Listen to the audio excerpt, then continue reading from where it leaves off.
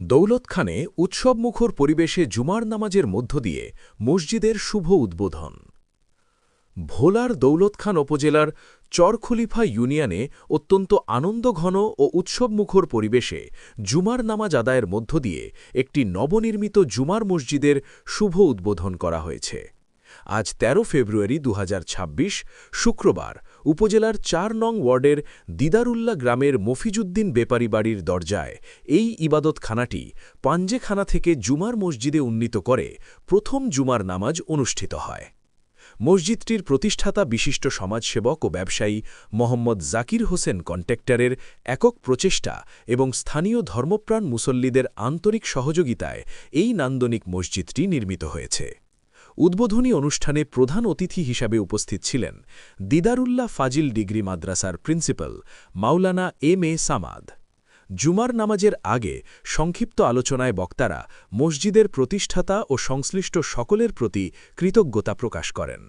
নামাজের আনুষ্ঠানিকতায় খুতবার আজান দেন M R. Ideal school and মাদ্রাসার শিক্ষক হাফেজ হাবিবুর রহমান।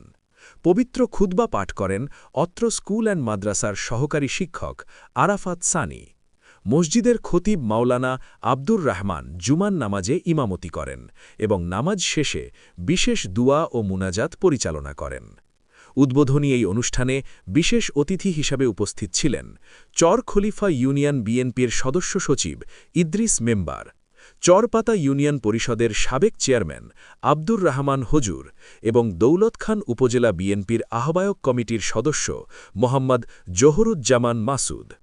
শিক্ষা ও সামাজিক ব্যক্তিবর্গের মধ্যে উপস্থিত ছিলেন ৯১ নং সরকারি প্রাথমিক বিদ্যালয়ের প্রধান শিক্ষক জসিম উদ্দিন। মসজিদ পরিচালনা কমিটির পক্ষ থেকে উপস্থিত ছিলেন সভাপতি নুরু মিয়া কন্ট্রাক্টর, উপদেষ্টা মণ্ডলীর সদস্য আবুল কাশেম বেপারী ও রুহুল আমিন কালু বেপারী। অন্যান্যদের মধ্যে উপস্থিত ছিলেন মসজিদের সাধারণ সম্পাদক মাকসুদ মুন্সি, সহ-সাধারণ সম্পাদক আবু নাইম সুন্নু মিয়া, মোহাম্মদ আবু নাইম, কোষাধ্যক্ষ পারভেজ কাজী সহ এলাকার গণ্যমান্য ব্যক্তিবর্গ ও বিপুল সংখ্যক মুসল্লি।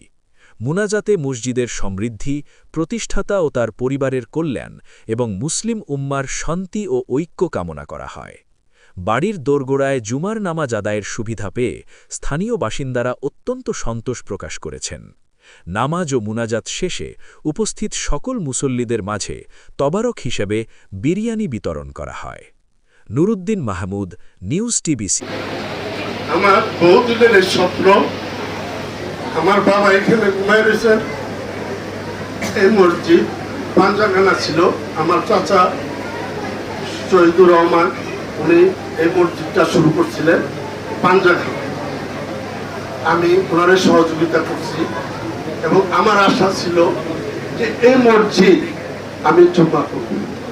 এখানে উপস্থিত হতে পেরে আমি আমার আন্তরিকভাবে আল্লাহর কাছে শুকরিয়া আদায় করি। আমাদের দেশনায়ক জনাব তারেক রহমান সাহেব বলেছেন যে আমাদেরকে সকল মসজিদে মুসল্লিদের কাছ থেকে দোয়া চাইতে।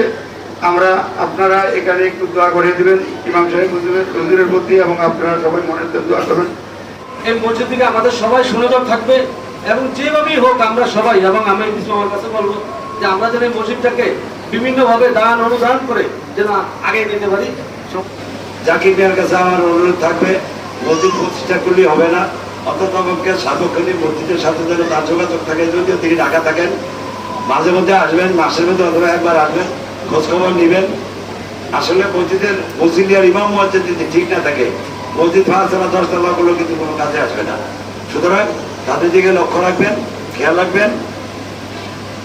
আর এলাকার মুসল্লিদের কাছে আমার অনুরোধ থাকবে অন্তত আপনারা ৫ ওয়াক্ত নামাজ পড়বেন এখানে এসে। হে মানুষেরা, তোমরা আল্লাহকে ভয় করে এই কথা বলেন নাই, ইমানদারদেরকে বলছে যে তোমরা ভয় করো। ভয় করার মতো তাহলে বোঝা গেল আমরা যেভাবে আল্লাহকে ভয় করার দরকার সেভাবে আমাদের ভয়টা হয় না।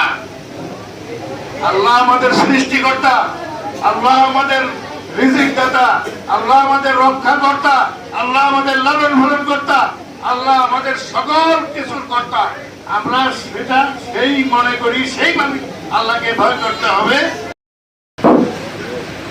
আল্লাহু أكبر الله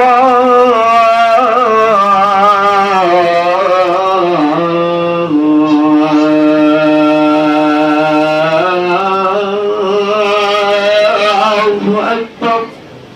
نحمده ونستعينه ونستغفره ونؤمن به ونتوكل عليه ونعوذ بالله من شرور أنفسنا فاذكروني أذكركم واشكروا لي ولا تكفرون.